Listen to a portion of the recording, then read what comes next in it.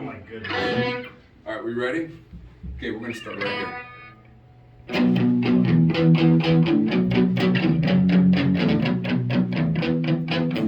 Ladies and gentlemen, boys and girls of all ages, this is a song by a band from the 80s, the 90s, the 2000s, and they're still alive and kicking today. They're called They Might Be Giants. They Might Be Giants takes the most mundane and boring information and turns it into this really, really cool stuff.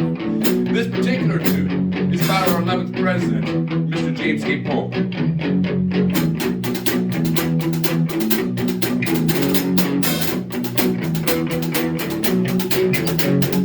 1844, the Democrats were split.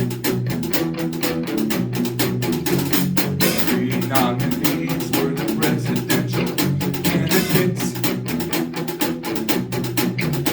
There were Martin Van Buren, a former president, and an abolitionist.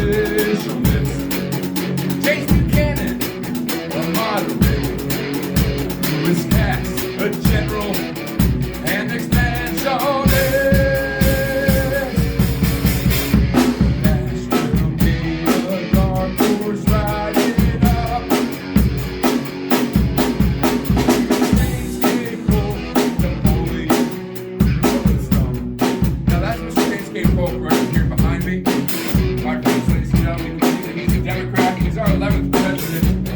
And he just looked really happy to be alive in the 1850s and 1840s.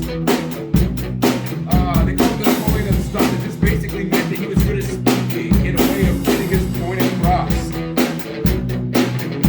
He was austere and severe. He held through dear. His oratory filled his foes with fear. Not to mention secret greed. He's just the man we need to bring about victory. Complete manifest destiny. And annex the land that the Mexicans command.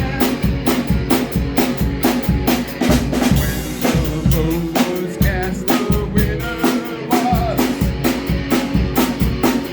Mr. James K. Polk, Napoleon. Now, during his presidency, Mr. Polk promised he would do 4 huge things. And he did all of them. Then he also promised that he would walk. He did not run for a second term. He dedicated all 4 years of his presidency to achieving his goals. Now, I don't think that he had a long time to bask in the glory because his post-presidency was relatively short. Mr. James K. Polk took a victory lap in the United States when he left the White House. And within 90 days, the guy was dead as a doorknob at the age of 54. Let's take it down a second. And let's give a little love to the great Gambino on guitar.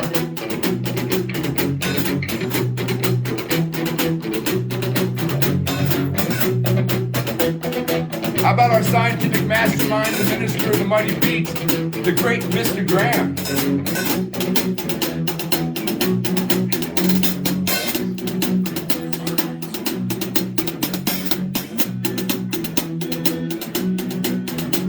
And for short years he met his every goal. He took the whole Southwest from Mexico. Made sure the tariffs fell. Made the English sell the Oregon Territory. He built an independent treasury, mister. And having done all this, he saw no second term. Precious few will mourn the passing of that good-looking guy right there, Mr. James K. Polk, our 11th president. Young Hillary, Napoleon, Rolling Stone. James K. Polk, everybody, James K. Polk.